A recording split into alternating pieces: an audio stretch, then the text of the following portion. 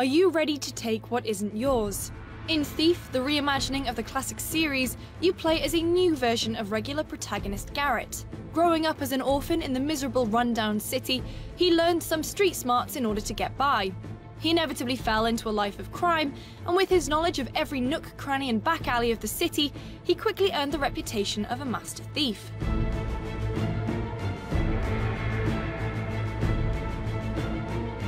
Life in the city isn't easy. The Baron, a cruel, manipulative figure, is desperate for power, and at the start of Thief, Garrett and his accomplice Erin catch the Baron and his cronies performing a magical ritual. Due to a few setbacks, Garrett falls into a coma, and when he awakens, discovers that the city is beset by a mysterious plague known only as the Gloom. Garrett sees that those in charge must be stopped, and embroils himself in the resistance movement to remove the Baron and his right-hand man from power for good. The story's perhaps a little far-fetched for a game that's just about stealing things. At times it feels like an afterthought, a strange framework to hang its gameplay on, but it does help propel things forward.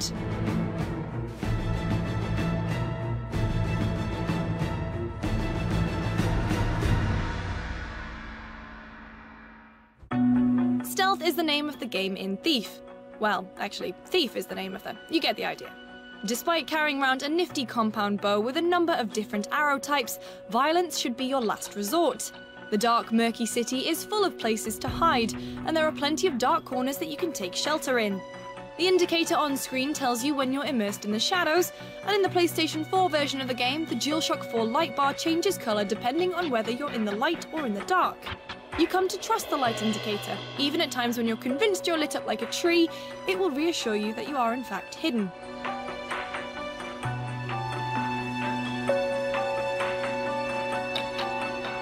Remaining hidden is crucial. The Watch, the city's formidable police force, and the Baron's personal army are on the lookout for Garrett due to his thieving ways. A couple of hits from them and you're out. There's no elaborate fight system, you need to duck and run. While it's annoying at the beginning to be unable to properly defend yourself, the more pacifist route teaches you patience and the necessity of pacing yourself throughout the game.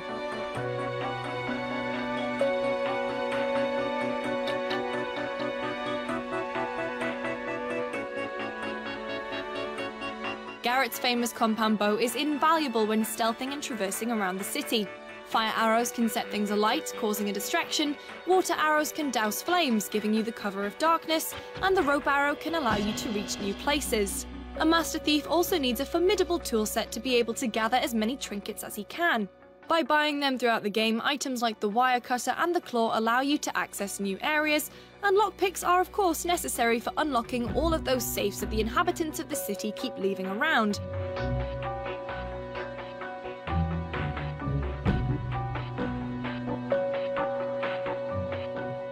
And when it comes to the thieving itself, it feels strange to say that there's too much. Throughout every level, you're gearing yourself up for the big prize at the end, the one item you need to get to help dethrone the Baron. But along the way, there's so much that you can pocket that it loses its appeal very quickly. Oh, another watch, a posh set of cutlery. Well, okay, if you insist. Garrett keeps the most valuable items on display in the bell tower, his secret base of operations within the heart of the city, but everything else just feels a bit superfluous. I'm worried you're gonna get us both killed. I can handle myself, okay? It's only going to be natural that the Thief reboot would be compared to 2012's Dishonored. The Victorian steampunk vibe is incredibly similar, as are some of the abilities. Garrett's swoop feels like a toned-down blink, and focus is basically dark vision. With a game of a very similar ilk being released just ahead of it, Thief really needed something to set itself head and shoulders above its competition. And while it's a decent game at its core, it sadly falls in Dishonored's shadow.